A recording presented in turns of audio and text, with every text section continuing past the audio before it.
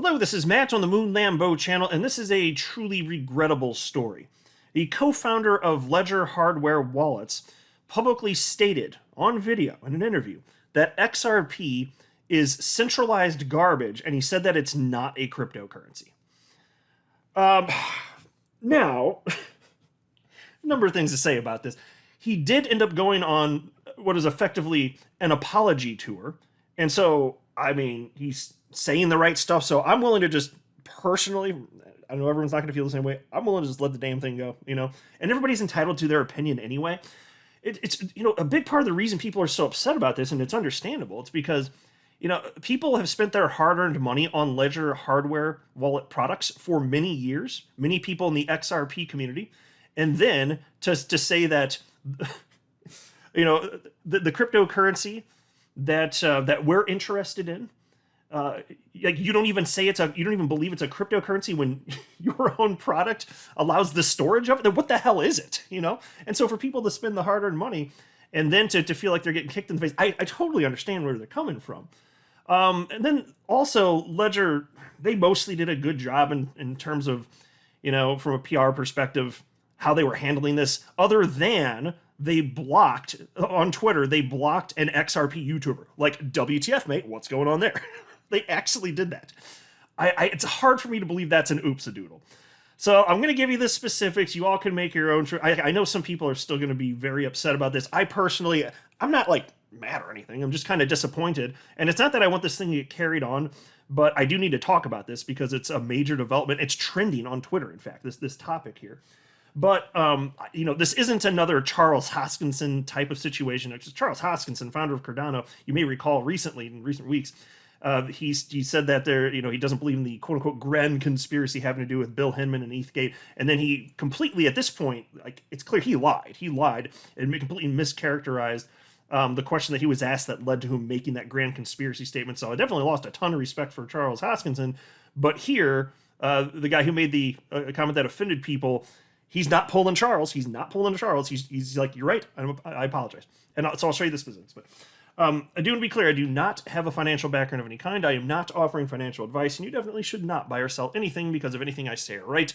I'm just an enthusiast who enjoys making YouTube videos about crypto-related topics, but just as a hobby and just for fun. And so this story broke thanks to an XRP community member named Focus XRP. And by the way, at the very tail end, because I do like providing full context, I'm going to go through his full comments. The guy who said this, his name's Eric. He's the co-founder of Ledger. I'm going to share his full comments at the very end of this video. But you'll see when we get there. And I'm just doing it for full context, but he really did say what I'm saying he said. And so he said it in French, though. So luckily, Focus XRP was kind enough to take the time to actually translate the whole thing from French to English so that I can share that with you. But here was the tweet from Focus XRP from way in the AM. The co-founder of Ledger, I'm not even going to try his last name, we'll just call him Eric. The co-founder of Ledger, Eric, saying in French that XRP is a centralized S-word coin and it's not even a cryptocurrency. I would like him to give us a more elaborate commentary on his remarks. And so, I commented, actually, let me see if I can pull it up here. So, looks like so he had already, I think that's where I started. Yeah. So he had already responded to Focus XRP by the time I found this story. So he wrote back to Focus XRP and he said, "You got to love the XRP army. This wasn't a really serious personal commentary from my side and not at all in relation with Ledger, which as a company is very supportive of XRP and one of the first to support it historically. Peace." And so to me, I gotta admit, I'm willing to let this go, but to me that just looks like damage control. Not to be taken seriously. Which of your words are we confusing here? So again, I'll let it go, but I'm going to call it what I think it is. I think it's just damage control. I don't know that it's particularly genuine, but if he feels this way, he's entitled to his opinion. He probably should have just kept it to himself, given his, you know, in the public how he's viewed, you know, his public persona. So I wrote to him and I said, "Do you really believe XRP is a centralized S-word coin? If you're going to make Max Kaiser style comments, please try to justify them." And then before he did respond to me, by the way, But before he responded, I was tweeting this out. I wrote, I don't speak French. I'm barely capable of English. But allegedly, a co-founder of Ledger Hardware Wallets publicly stated XRP is a centralized S-word coin. I'll stress here I can't verify this, and he deserves an opportunity to clarify in case there is a misunderstanding. Yeah, so this is the same approach I take to pretty much everything in life, including the whole Charles Hoskinson debacle. I wanted to give him the benefit of the doubt, and he completely ruined that opportunity. He's outright lying about what happened, what he was asked, his response, mischaracterizing the question he was asked. I don't want to get into that again, but I'm just saying, still people deserve, if they say something that upsets an entire huge community, they still deserve the benefit of the doubt. I would like to think, like, what if I ever do something that offended a huge portion of the XRP community? What if I ever accidentally did that? I mean, it's possible. Well, I'd like to be given the benefit of the doubt to be able to clarify my remarks if I did that. So I want to extend that same courtesy to other people. And I hope that if I ever, and I hope I don't find myself in that position, but if I ever do, I hope that I'd be given the same courtesy, basically. Because I think that's, again, the right way to approach stuff in life. And so I did end up sharing what he wrote to me, which is the following. So Eric, co-founder of Ledger Hardware Wallets, wrote to me and said, no, I don't believe it is. And again, I'd asked, do you really believe XRP is a centralized S-word coin? He said, no, I don't believe it is. That was a stupid comment made in a tongue-in-cheek interview. It blew out of proportion because people think it's Ledger's opinion when it is absolutely not the case. Okay. I mean, again, like I said, I will let it go, and I appreciate that he's, doing the thing that a lot of people like Charles have trouble doing, and just saying, okay, I was wrong. Okay, you know what? I respect that at least. Somebody named Walter responded to him and wrote, "You're the co-founder of Ledger, so of course your comments are going to reflect on your company." And Eric wrote back and said, "Yes, you are correct. This was a mistake." Okay, so let's not beat a dead horse necessarily. And then you had Matt Hamilton, former Ripple employee. Here's what he had to say. He tagged Eric, and he said, "Dear Eric, this is disappointing to see. Your product Ledger literally is used to store the private keys of XRP Ledger accounts. So of course it is a cryptocurrency, and it is decentralized. Sad to see you spreading disinformation." Yeah, exactly. I don't like the disinformation. And then I know, again, like I said, I understand why people are upset. You're not wrong if you're upset. I mean, I'm disappointed myself here. I just don't want to blow it out of proportion. But yeah, I'm disappointed too. Because it's just, there's something about people taking money like from you, and it's a transaction that you agree to. They want to sell their product, you want to buy it. But then to find out that they think a certain thing about you, effectively, because you know what they think. I mean, if they're saying that, I mean, come on. It's easy to see why people are offended. And so somebody named Trevor Curtis wrote to Matt Hamilton and said, "Honest question. Should one be concerned about holding XRP on their ledger after this news? It definitely creates some uncertainty. Could Ledger stop service to XRP Ledger and we are screwed?" And Eric wrote back, "Not at all. My idiotic comment has nothing to do with Ledger and its technical roadmap." Yeah, and I'll say here, I've been buying Ledger products since 2017, and I've been mostly very happy with them. And I'm going to continue to use them. I'm not going to stop using them just because of this, but it still is disappointing. The worst thing I could say about the product itself is a couple of the Ledger Nano S's that I bought had broken pixels in the screen. But I didn't bother returning. I was like, whatever. I'll live with it. It's fine. It still functions, and it's kind of idiot proof, honestly. So like I like the product, other than the broken pixels. And then there was this from my fellow XRP YouTuber Mixel XRP. Ledger is a good product and was an early supporter of XRP. I do not believe they purposely FUD projects. On the other hand, what a bonehead comment made by Eric. Clearly such a moronic comment would jeopardize the reputation of Ledger. Good thing he's no longer CEO. And Eric wrote back to that and said, "Yes, that was a moronic comment. I agree." So that's you. And Mikkel wrote back and said, "Many in the community will appreciate this even if you don't mean it. The XRP community has been through enough. Thanks for taking the moral high ground here. Most wouldn't." Yeah, and so that's how I feel as well. I don't know that he even believes this, but he's trying to put out the flames basically. So okay, it's fine. At least you're not being a child and digging your heels. You're not pulling a Charles, okay? The fact that you're not pulling a Charles, okay. All right, I'll give you a thumbs up on that one. But it's just amazing to me that somebody as intelligent as this guy could actually think that XRP is centralized garbage. It's factually untrue, and he still had that perspective. It's just amazing. It's 2022, folks. Like, how can you think that in 2022? It just doesn't make sense.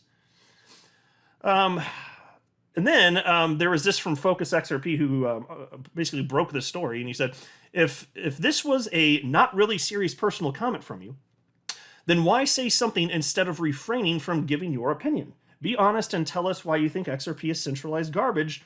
No animosity here. And Eric wrote back there and said, you are right. I should have refrained. At the time of the ITW, I guess that's the interview, which was supposed to be tongue-in-cheek, I found it funny because I remember the XRP army craziness each time these comments were made.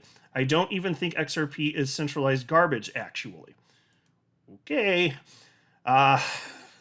Is what it is. I'm not so sure that I believe you, but again, like I said, I'll go the nice route too, because you are doing the right thing, I think, by trying to walk back some of this here.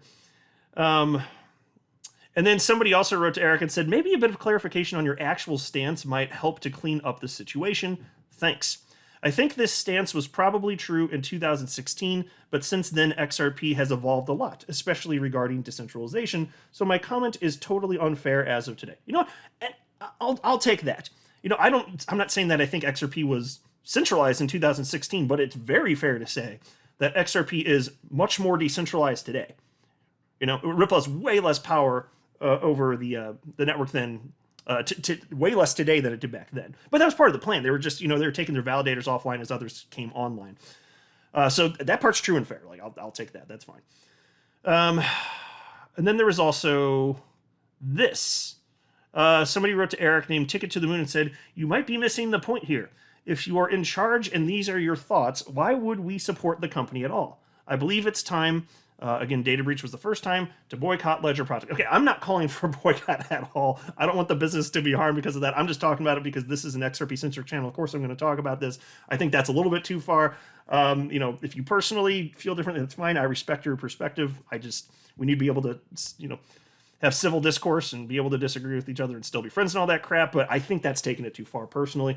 Eric did respond to them and said, the thing is, I'm not in charge since 2019. This really has nothing to do with what Ledger is actually thinking and doing about XRP. Ledger has always been supportive of XRP, even when others delisted it. And Ticket to the Moon wrote back and said, not in charge? So they pay you to do nothing? Apologies if my first Google result is incorrect. Or is this the part where you explain the finer points of corporate structures to us plebs? The point is, I don't want those opinions within a mile of my investments. And so what you can see, for those of you looking at the screen here, he just Googled Eric, and according to the Google result here, he's executive chairman of Ledger. So if he's not in charge, okay, and he's got a different position, fine, but he didn't end up responding to that. So I don't know if he's just trying to make it look as though he doesn't even work there anymore, or if he actually doesn't work there. I don't know why Google's pulling up this result that says that he's executive chairman, and it's just, I don't know. I don't know what's going on. Is it just like he's on the board? Is that what's happening here? Either way, you're saying something that is not going to, like, to go after, I mean, really to say negative things about most cryptocurrency, that's always going to be a risk because there are communities around like all these projects. And then there was this tweet from Wietse Wind, who is the founder of XRPL Labs, who wrote, I can confirm in our previous encounters, as the Ledger clients rely on XRP Ledger Foundation's public infrastructure, the people at Ledger have been appreciative and supportive. Eric already apologized. Let's stop the negativity. Yeah, and so I feel in line with that. I'm just covering it, but yeah, I don't think we should have much of negativity. I don't think we should boycott the product. I personally just don't think that makes sense. But you can look here. My fellow XRP YouTuber Jungle Inc. shared a screen grab. Ledger blocked him. And then they wrote back a little bit after and said, hi, do you mind checking again? You don't appear to be blocked on our end. So they're saying what? Like Jungle was making that up? But then in a separate tweet that was highlighted by my fellow XRP YouTuber Kevin Cage, wrote, shame on you, Ledger, for blocking Jungle. Ledger wrote to him and said, hi, this was likely an error. He is no longer blocked. So there they are admitting that he actually was blocked. So the initial response was, I guess, block people who say stuff that you don't like, but then they quickly realize that that's not the right approach. Is that what happened? I can only speculate on that, but it makes me wonder. Because the rest of their comments were fine. They just copy and pasted the same comment to everybody that was expressing concern. Like, for instance, this individual wrote, was just getting ready to buy another, referencing a Ledger project. a product, but the S-word coin video just put a stop to that. And Ledger responded and said, "Hey there, these comments do not reflect our views. We are chain agnostic and welcome the XRP community here at Ledger. We proudly support XRP on Ledger Live, where it can also be bought and swapped." And so, fair enough. I don't want any harm to be done to Ledger. I will continue to buy their products. I'm not going to let one guy rain on my parade. Because I'll tell you this too.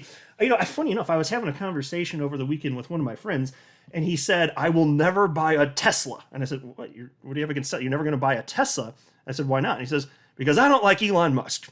And so, without getting into the reasons why he doesn't like Elon Musk, which would be a bit outside the scope of this video, I just looked at him and I was like, if I made all of my purchasing decisions based on the people behind them, I don't think I could buy pretty much anything. I don't think I could consume like media. I don't think I could watch movies. I couldn't watch most television shows. I couldn't buy all sorts of different products. So I try not to. I mean, fine. Like if there's two options that I can purchase and these things are in my eyes 100% equivalent, then fine. If I feel like somebody's taking my money and using it in irresponsible ways or for some sort of terrible, sickening political end, then okay, fine, maybe I would then. But I'm not going to just not buy stuff with rare exception just because somebody has like a boneheaded position on something, because I can't go through life like that. So no, I will continue to purchase Ledger products rather. And so then I wrote this. Here are Eric's full comments translated from French to English by @FocusXRP. Since Eric has apologized multiple times, I hope our community won't give him too hard a time. I'm disappointed too, but at least he's not pulling a Charles Hoskinson here.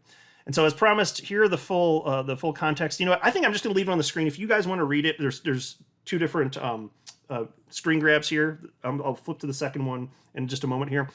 If you want to read it, go ahead, because I do want to provide full context. The part where I'm circling, this is it. It's just like this one line right here. That's all he said about it. But I wanted it in the full context of the rest of the conversation. He was given a whole bunch of different perspective, and I do think context matters.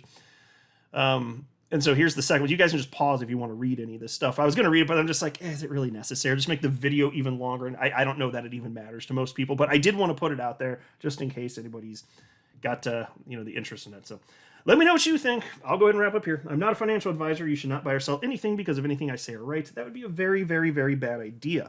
Until next time, to the moon, Lambo.